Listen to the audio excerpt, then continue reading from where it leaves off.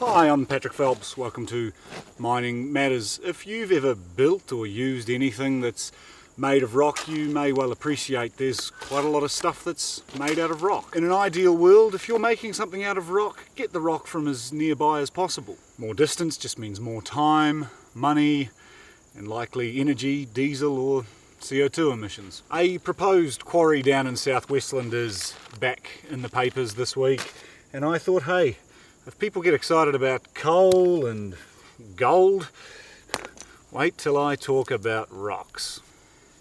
So the short version of this is that there's a company that wants to dig some rock out of the ground. Where else are they going to get it? Out of the sky? Shut up. Anyway, this company wants to dig some rock out of the ground, and that ground happens to be underneath 14 hectares of conservation land with some rather large and nice trees on it and just some generally nice bush. Opposing this proposal are the usual suspects: Federated Mountain clubs, Forest and Bird. Federated Mountain clubs has apparently approached the acting conservation minister and asked for this proposal, or the decision on it, to be taken out of the hands of local DOC staff. Now, I'm only speculating, but I can only assume that this is because ministers can be subject to political pressure from lobby groups like Federated Mountain clubs. Anyway, it's geology primarily that dictates where quarries can be. That's already a pretty short list. They have to be places where there's rock. This rock is about 20 kilometres south of Fox Glacier, a wee way north of Bruce Bay, a little place called Karangaru. I don't really want to focus on the economics of this proposal. I don't want to focus on the fact that South Westland needs a reliable source of rock for resilient infrastructure, the fact that there's about 120 kilometre gap or stretch of highway, if you like, is about 120 kilometres that could conceivably be cut off in the event of landslides or slips or earthquakes or something like that. Park all that to the side. I simply want to focus on the ecological impacts of clearing 14 hectares of native bush, virgin native bush. I am not an ecologist, but after a good look at the websites of the likes of Federated Mountain clubs and Forest and Bird, well, they're not really ecologists either. I can tell you some people who are ecologists. DOC's ecologists have taken a good hard look at this proposal, and I would expect them to have done so. So basically, this is just my assessment of their assessment. The company applying to DOC for access to the land that they need for the quarry is applying for about 15 hectares of ground, 1 hectare of which was historically mined or quarried. 14 hectares have never been touched before. It's effectively virgin native bush. These ecologists carried out an assessment on the likely impacts of the proposal on the flora and fauna in the area. DOC's ecologists point out that the area that would be impacted by the quarry is home to several dozen trees, at least 500 years old, if not older. So I'm picking that's about 40 or 50 pretty old trees. The ecologists pointed out that the area of forest that would be impacted by the quarry makes up a small proportion of the ecological district, and that the proposed mining wouldn't really impact on the area's value for nature conservation. They said the impact of the vegetation clearance could be reduced, though admittedly not eliminated through restoration and other methods. As for animals, the ecologists looked at the impacts of the proposal on animal life, primarily birds, bats and lizards. DOC's ecologists observed these birds in the area, or as likely to be present in the area at the very least. Birds were deemed able to move and avoid disturbance. Wait, birds can fly? Yeah, astounding, right?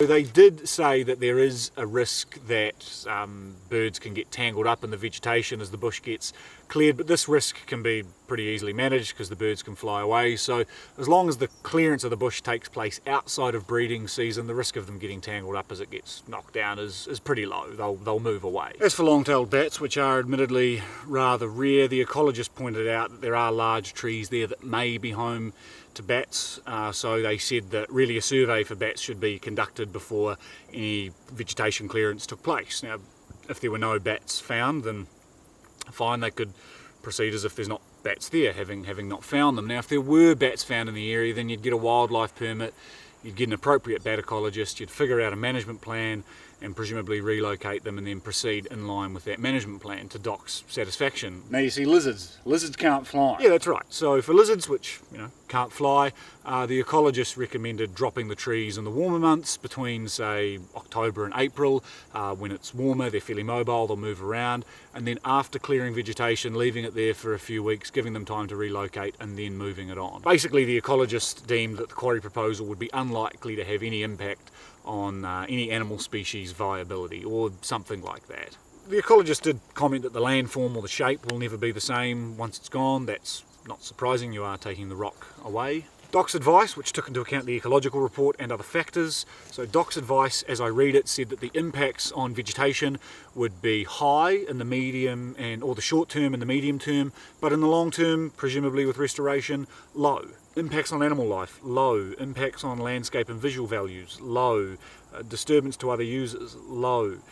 Impact on other activities on the land, low. They also pointed out that the quarry would also likely reduce transport or cartage emissions. Now I've included links to, if you're watching this on YouTube, I've included links to all of their documents that I've just referenced. Feel free to read them yourself, and if you come to a different conclusion, I'd be glad to hear what that is. Given how difficult it's going to be to get access to this area, in light of the opposition already faced, the fact that it is under quite a nice area of native bush. Given how difficult it's going to be to get access, you have to wonder why any company would pick a fight like this if there was an economically viable resource or quarry resource anywhere else within the area. If it was on private farmland or something like that, it'd be a hell of a lot easier than going through this process.